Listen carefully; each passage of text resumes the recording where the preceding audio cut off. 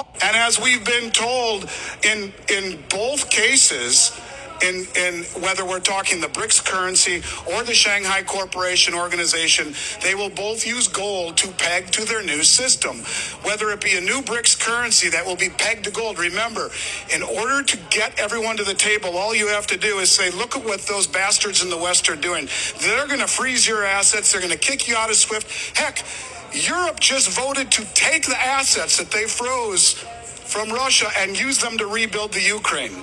So all of these other countries who maybe don't really like what the U.S. is doing, well, that's the rallying cry. It is the gold pegged to a new system that will be the glue that makes it work. So whether it be the BRICS currency or whether it be the petro yuan, which is immediately convertible into gold on the Shanghai Gold Exchange, or the new settlement currency by the Shanghai Corporation Organization, do you think there's any coincidence? Do you think that this is any coincidence that the central banks have bought more gold than at any time in the last 55 years? Look at the three countries that are leading the way. Turkey just joined the BRICS. India's in the BRICS. Uzbekistan, Kazakhstan, all of these countries are part of the Shanghai Corporation Organization. They are preparing for a global shift.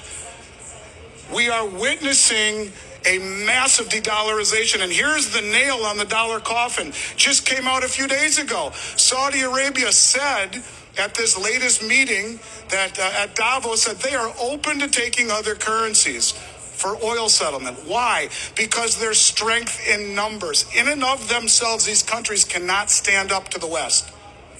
But together, they have a bigger GDP, a bigger military presence, and they are indeed coalescing together against the Western hypocrisy, against the Western hegemony, and they are coalescing against the West. It's happening. It's happening. I'm telling you, this is happening.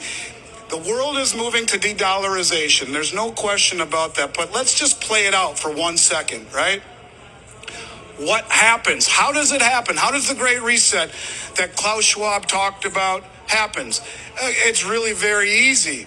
Saudi Arabia gets up on stage after all of the I's are dotted and all the T's are crossed, and they say to the West, hey, thank you. Thank you for the memories. It's been great. We appreciate the 50 years of protection. But you know what? You guys are going green. You've already told us you're going green. We've partnered up with 80% of human population, and they're not going green. And so we're going to open up oil sales in other currencies. Maybe they say we're just going to do it in the new petro yuan, or maybe it's going to be the new BRICS currency, the central bank digital currency pegged to gold. But what I will tell you is this, when that happens, when that really happens, now we just saw they're open to it, but when it happens, bang, just like that, every country on the planet that's had to own dollars to buy oil will dump those dollars.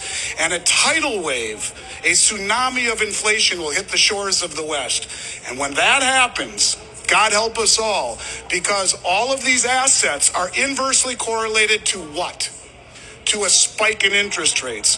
When you see that inflationary tsunami hit the shores of the West, you will see a spike in interest rates that has to rise in order to compensate for the loss of purchasing power. The Federal Reserve is a sideshow. They will never raise rates high enough to compensate.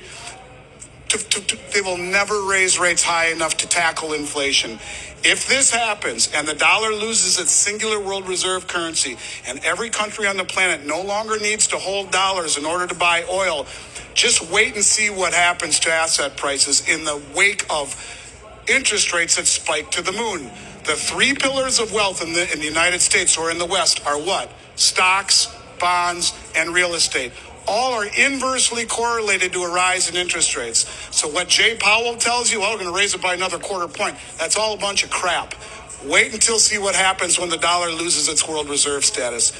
So what Klaus Schwab said isn't so crazy after all. I think the rest of the world is coming to a point in time where they just say, you know what?